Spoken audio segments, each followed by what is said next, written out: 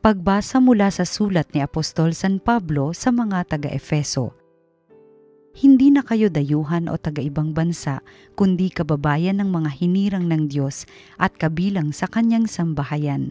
Kayo'y itinayo rin sa saligan ng mga apostol at mga propeta, na ang batong panulukan ay si Kristo Jesus, at sa pamamagitan niya, nagkakaugnay-ugnay ang bawat bahagi ng gusali at nagiging isang templong banal. Dahil din sa inyong pakikipag-isa sa Kanya, kayo may kasama nilang naging bahagi ng tahanan ng Diyos sa pamamagitan ng Espiritu. Ang salita ng Diyos. Laganap na sa daigdig ang kanilang mga tinig. Ang langit ay naghahayag na ang Diyos ay dakila, malinaw na nagsasaad kung ano ang kanyang gawa. Bawat araw, bawat gabi, ang ulat ay walang patlang, patuloy na nag-uulat sa sunod na gabi't araw. Laganap na sa daigdig ang kanilang mga tinig. Walang tinig o salitang ginagamit kung sa bagay at wala ring naririnig na kahit na anong ingay.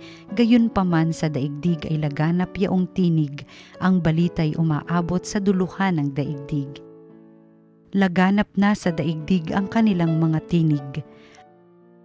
Ang mabuting balita ng Panginoon ayon kay San Lucas.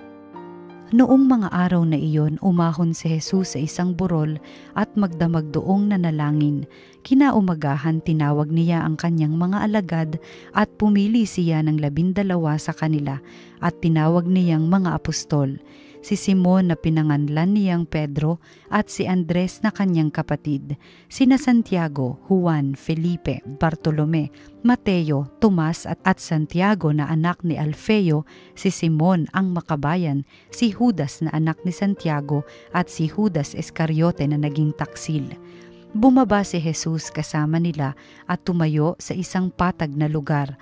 Naroon ang marami sa kanyang mga alagad at ang napakaraming tao buhat sa Judea at Jerusalem at sa mga bayan sa baybaying dagat ng Tiro at Sidon. Pumaroon sila upang makinig sa kanya at napagaling sa kanilang mga karamdaman.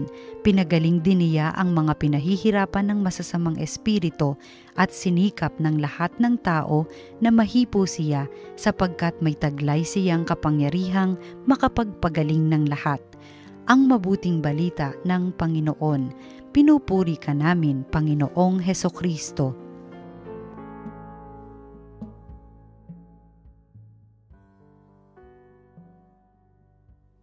Magandang araw po sa inyong lahat. Ako po si Father Herbie Santos, Parish Priest ng Parish of the Lord of Divine Mercy ng Diocese ng Cubao. Welcome to Salita ng Diyos, Salita ng Buhay. Mahirap talaga ang may kapangalang sikat. Sa totoo lang, Herbert Santos po ang pangalan ko at ilang commentator at host na ang nagsabi, ang mamumuno po ng ating misa ngayon ay ang ating kura paroko na si Father Herbert Bautista. Eto na naman, Herbert Bautista na naman. So, pinipilit ko na lang intindihin sapagkat talaga namang masikat si Herbert Bautista kaysa sa akin. Sa ating ebanghelyo ngayon, pinili ni Jesus ang kanyang 12 apostoles. 2 sa kanila ay pinararangalan natin ngayong araw na ito, si San Simon at si San Judas.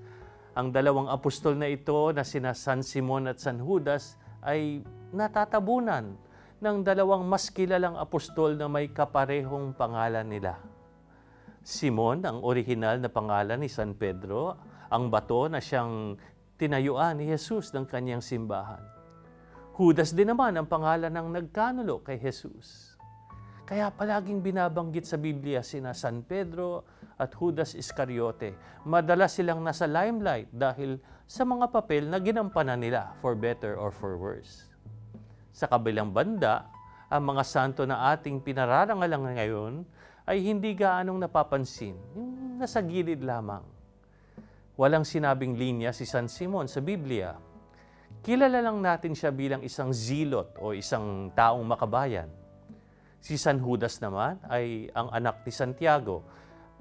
Ang tanging salita niya sa Juan 14 verse 22 ay nung tinanong niya si Jesus kung bakit sa mga alagad lamang niya inihayag ang kanyang sarili at hindi sa mundo.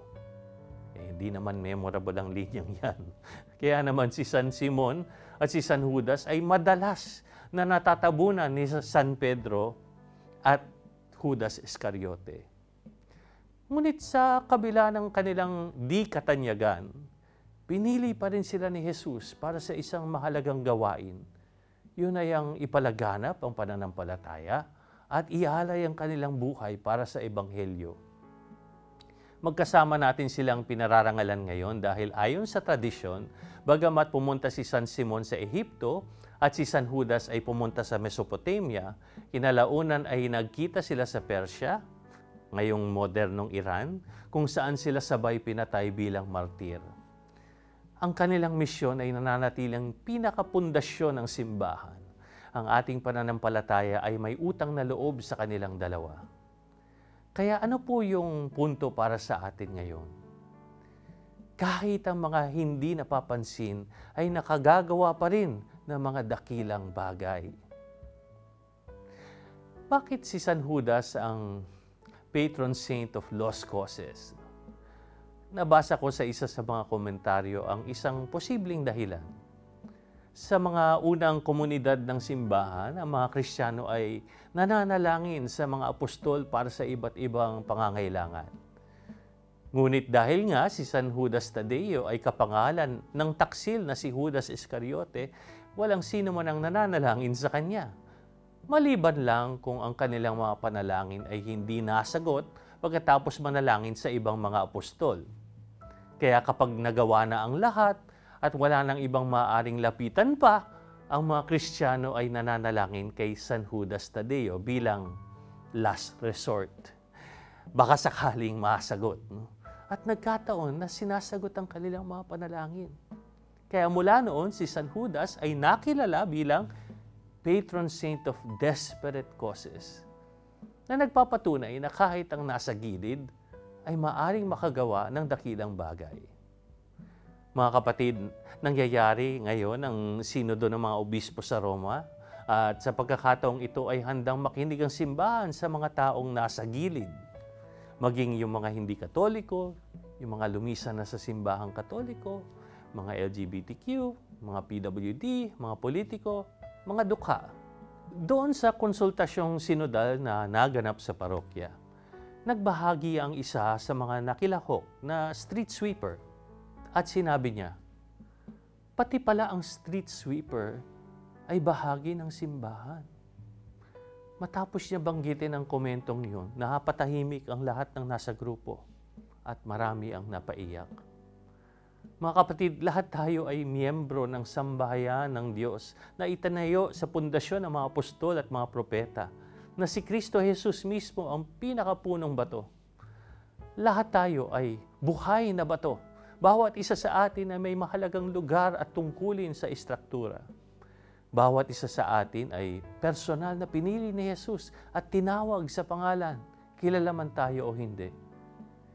Ikaw at ako ay makagagawa ng mga dakilang bagay kahit nasa gilid tayo. Kaya magandang tanungin natin sa ating sarili, maaring wala ako sa limelight, ngunit paano ako nakikibahagi sa pagtataguyod ng simbahan sa sarili kong tahimik at mapagkumbabang paraan?